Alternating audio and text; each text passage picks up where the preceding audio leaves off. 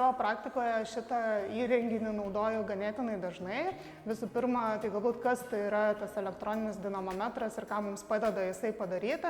Tai pirmiausias dalykas yra, kad mes galime pamatuoti žmogaus raumenų maksimalią jėgą izometriniam susitraukime.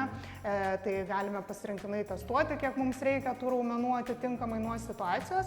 Ir papildoma galbūt funkcija tas dinamometras turi, tai kad tai yra taip pat judesių amplitudžių matuoklis. Tradiciškai tą mes darom su goniometru, bet čia jisai yra toksai labiau skaitmeniškesnis.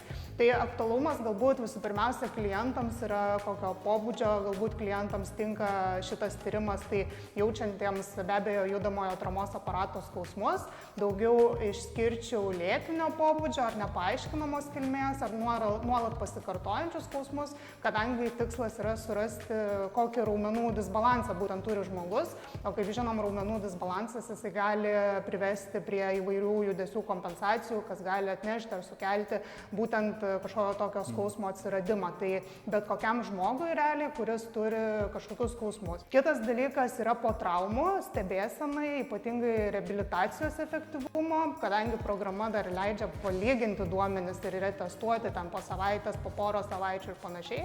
Tai mes stebim, kokio efektyvumo yra mūsų teikiama reabilitacija, ar pasiekėm tikslų taip greitai, kaip mes norime, ar kažką reikia pakombinuoti tame plane. Ir galiausiai taip, tai tiek mėgėjams, tiek profesionaliems sportininkams aktualumas būtų kaip profilaktika ir prevencija, nes kuo aukštesnis fizinis aktyvumas, tuo yra traumatizmo rizika didesnė ir kaip profilaktika pasitikrinti, ar tas raumenų disbalansas yra ar nėra, vertėtų kiekvienam tokiam žmogui, nes lengviau yra išspręsti kažkokią tais prieš traumą esančią problemą, negu jau gydyti atsiradusią traumą. Ir kaip tu sakei, pavyzdžiui?